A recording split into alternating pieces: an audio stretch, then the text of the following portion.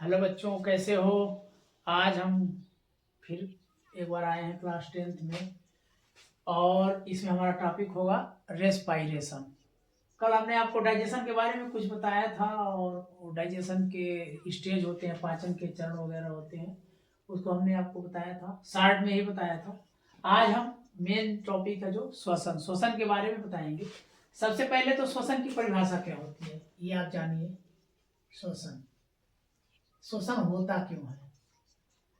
देखिए, हमारे शरीर में ऊर्जा की जरूरत होती है और वह ऊर्जा जो होती है वो भोजन से मिलती है, लेकिन ये भोजन डायरेक्ट हमारे शरीर में एब्जॉर्ब नहीं हो पाता। भोजन का पाचन होता है, पाचन होने के पश्चात इसका एब्जॉर्प्शन होता है और एब्जॉर्प्शन होने के बाद ब्लड के साथ ये हमारे शरीर में ऊतकों तक पहुंचते हैं। लेकिन इनके साथ साथ हमको जरूरत होती है ऑक्सीजन की, क्योंकि सेल के अंदर जो होता है वो ग्लूकोज होता है।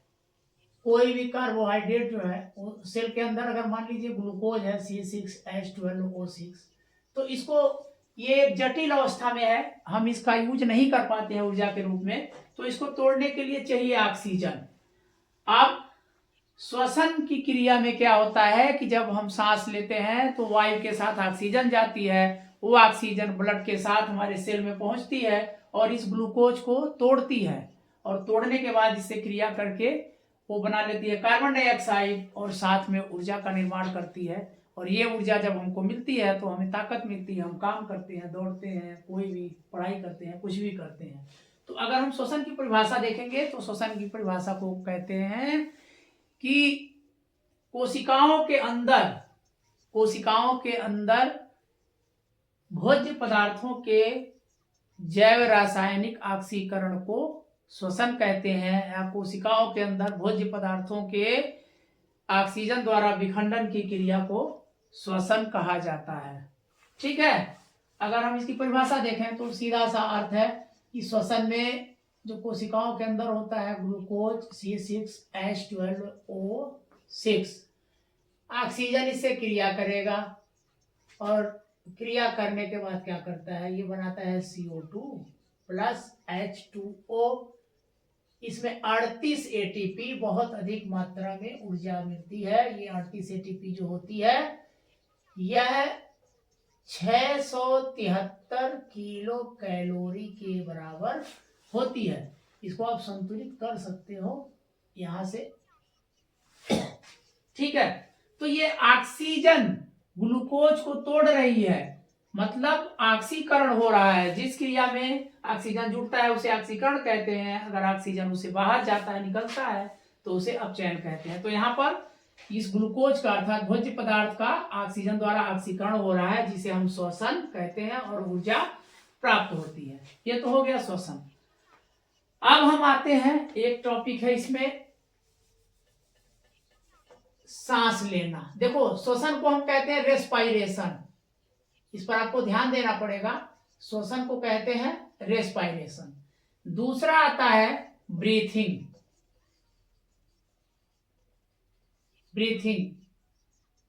इसको हम कहते हैं सांस लेना या श्वासोच्छ्वास। देखो, होता क्या है कि जब हम नाक से सांस लेते हैं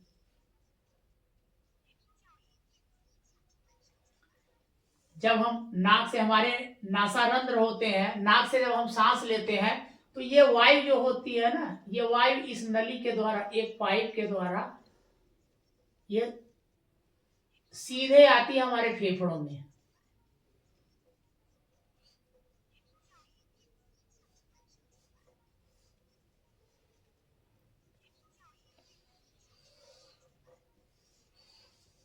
ठीक है, सीधे हमारे फेफड़ों में आती है, और फेफड़ों में जो एल्वियोलाई छोटी छोटी कुपिकाएं होती हैं, इन कुपिकाओं में ये वायु भर जाती है। ठीक है, तो देखो यहां से जब वायुमंडल से जो हवा है, वायु है, जब वो फेफड़ों में भरती है तो इसको हम क्या कहते हैं, इसको हम कहते हैं इंस्पायरेशन। इंस्पायरेशन अंतः श्वसन, अंतः श्वसन, ठीक है, या इनहेलेशन भी कहा जाता है। मतलब वायुमंडलीय वायु का फेफड़ों में भरना, शरीर के अंदर जाना, इंस्पायरेशन इनहेलेशन कहलाता है, अंतः श्वसन कहलाता है। दूसरा क्या है कि जो फेफड़ों में भरी हुई वायु है वो जब बाहर निकलती है तो इसको कहते हैं एक्सपायरेशन। एक्सपायरेशन या इसे कहते हैं बाह्य श्वसन या उच्छ्वसन, ठीक है। देखो दोनों में क्या फर्क है, दोनों में फर्क यह है कि जब हम सांस अंदर भरते हैं तो हमारे जो डायाफ्राम होते हैं वो नीचे की तरफ खिसक जाते हैं और फेफड़ों में पूरा भरपूर स्थान मिल जाता है और हमारे फेफड़े जो है वो फूल जाते हैं और इसमें वायु भर जाती है, मतलब वायु इसमें अंदर आती है, डायाफ्राम नीचे खिसक जाता है। लेकिन एक्सपायरेशन में क्या है कि जो डायफ्राम है ऊपर की तरफ धंसता है, ऊपर की तरफ ये दबाव बनाता है जिससे हमारे फेफड़ों पर प्रेशर बनता है और हमारे फेफड़े जो है वो सिकुड़ जाते हैं और सिकुड़ने के कारण इसमें जगह कम बचती है और इससे दबाव पड़ने से जो वायु है वो बाहर निकल जाता है, ठीक है। तो ये इनहेलेशन है इंस्पायरेशन और ये है एक्सपायरेशन, ये दोनों मिलाकर के हम इसको कहते हैं सांस लेना। सांस लेने का मतलब सीधा सा अर्थ हुआ वायुमंडलीय वायु को अंदर भरना और फिर अंदर भरी हुई वायु को बाहर निकालना। जब अंदर वायु जाती है तो उसमें ऑक्सीजन का एब्जॉर्प्शन होता है और जब वायु बाहर जाती है तो उसमें CO2 वायुमंडल से बाहर जाता है। तो ये हो गया आपका ब्रीथिंग। तो ब्रीथिंग और रेस्पायरेशन अर्थात श्वसन और सांस लेने में फर्क है, क्लियर हो गया ना। श्वसन जो होती है वो सांस लेने के बाद होती है, अर्थात पहले श्वासोच्छ्वास ब्रीथिंग होती है यानी वायु को अंदर किया जाता है, फिर वो ऑक्सीजन हीमोग्लोबिन के साथ मिलकर के ऑक्सी हीमोग्लोबिन बना लेता है, फिर वो ब्लड के साथ हमारे कोशिकाओं में जाता है और वहां जाकर के ये विसरण की क्रिया द्वारा ऑक्सीजन कोशिकाओं में जाकर के ग्लूकोज का विखंडन करके और ये ऊर्जा बनाता है, कार्बन डाइऑक्साइड बनाता है। तो मतलब पहले सांस लेने की प्रक्रिया होती है, ब्रीथिंग होती है और उसके बाद तब जाकर के श्वसन होता है। तो ये हो गया। अब हम इसके बाद नेक्स्ट पर आते हैं। तो नेक्स्ट अब आप देखेंगे कि जो श्वसन होता है वो कितने प्रकार का होता है।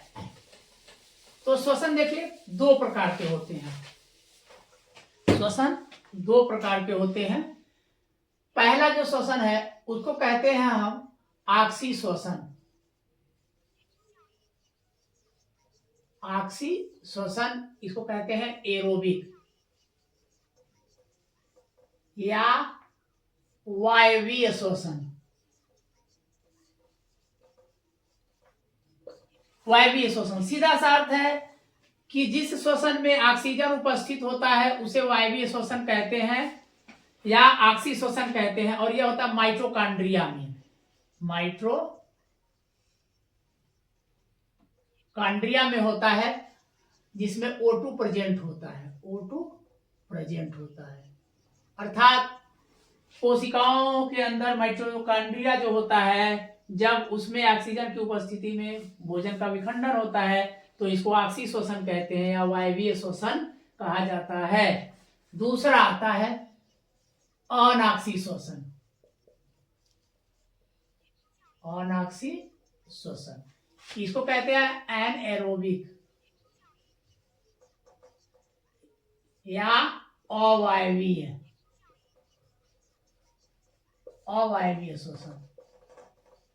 जिस श्वसन में ऑक्सीजन अनुपस्थित होता है इसे एनएरोबिक कहते हैं, अनॉक्सी श्वसन कहते हैं। यह श्वसन ज्यादातर सूक्ष्म जीवों में होता है, जैसे कवक है, ईस्ट है। ईस्ट सेल के अंदर जो होता है वो अनॉक्सी श्वसन होता है और वो जो ग्लूकोज है वो ग्लूकोज क्या होता है पहले पायरुविक एसिड में टूट जाता है। किसी भी श्वसन में पहले पायरुविक एसिड दो पायरुविक अणुओं में टूटता है, पायरुविक एसिड में टूटेगा और फिर ये क्या होता है O2 अब्सेंट यानी ऑक्सीजन अनुपस्थित होता है तो इसी को अवायवीय श्वसन कहते हैं। इसमें कार्बन डाइऑक्साइड बनता है और प्लस क्या बनता है एथेनॉल बनता है C2H5OH। तो ये अनाक्सी श्वसन कहलाता है, जिसमें एल्कोहल या एथेनॉल या एथिल एल्कोहल बनता है, जो कि अनाक्सी श्वसन होता है, और ये ईस्ट के अंदर होता है, ईस्ट कोशिकाओं के अंदर होता है। एक और है जो कि हमारे मसल्स के अंदर होता है, मतलब जो ग्लूकोज है वो O2 के अनुपस्थिति में क्या होता है, मसल्स के अंदर होता है, हमारी मांसपेशी कोशिकाओं में होता है। जैसे हम बहुत ज्यादा काम करते हैं, मान लो नॉर्मल अवस्था में तो हम सांस लेते रहते हैं, काम चलता है, हमको ऊर्जा मिलती रहती है, हम नॉर्मल स्टेज में अपना जनरली श्वसन करते रहते हैं। लेकिन जब हमको ज्यादा मेहनत करनी पड़ती है, हम दौड़ते हैं, खेलते हैं, साइकिल चलाते हैं या कुछ काम करते रहते हैं, तो केवल ऑक्सी श्वसन से काम नहीं चल पाता है। ऐसी स्थिति में हमको अनाक्सी श्वसन की जरूरत पड़ती है। तो इसमें क्या होता है कि हमारी मसल्स हैं, जो हम अपने अंगों का उपयोग करते हैं, हाथ पैर चलाते हैं, जो हमारी मांसपेशियां हैं, तो उनमें जो सेल के अंदर जो भी ग्लूकोज होता है वो ऑक्सीजन के अनुपस्थिति में अपने आप टूटने लगता है और बना लेता है लैक्टिक एसिड। लैक्टिक एसिड बनाता है और प्लस इसमें CO2 बनता है, प्लस हमको 2 ATP ऊर्जा मिलती है, मतलब बहुत कम, लगभग 21 किलो कैलोरी ऊर्जा मिलती है। तो ये अनाक्सी श्वसन में लैक्टिक एसिड बनता है, और इसी लैक्टिक एसिड जो मांसपेशियों के अंदर बनता है, तो हमारे मांसपेशियों में ऐंठन होती है, अकड़न होती है, और इसके कारण से हमको दर्द का अनुभव होता है। तो आपने देखा होगा कि जब आप ज्यादा काम करते हैं, बहुत अधिक कोई मेहनत कर देते हैं किसी दिन, तो आपके मांसपेशियों में, हाथों में, पैरों में, पूरे बदन में दर्द होता है। इसका मेन कारण होता है लैक्टिक एसिड। तो ये हो गया ऑक्सी और अनाक्सी श्वसन में अंतर। अब कुछ हम बेसिक चीज जान लेते हैं कि कौन से जीवों में श्वसन की क्रिया किस प्रकार होती है। जो स्थलीय जीव होते हैं उनमें श्वसन फेफड़ों द्वारा होता है, स्थलीय में फेफड़ों द्वारा होता है श्वसन।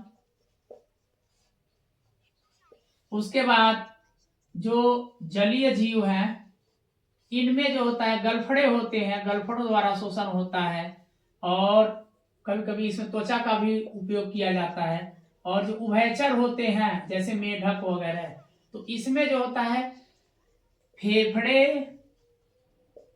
प्लस गलफड़े और प्लस त्वचा, ये तीनों से श्वसन कर सकते हैं, इसीलिए उभयचर आसानी से कहीं भी अपना जीवन यापन कर सकते हैं। तो ये आज बेसिक चीज है और काफी इंपॉर्टेंट चीज है जो श्वसन के बारे में हमने आपको बताया है। और कल के टॉपिक में हम आपको ह्यूमन रेस्पिरेशन सिस्टम अर्थात मानव श्वसन तंत्र के बारे में कंप्लीट जानकारी देंगे, सचित्र वर्णन के बारे में। बाकी इतने के लिए धन्यवाद।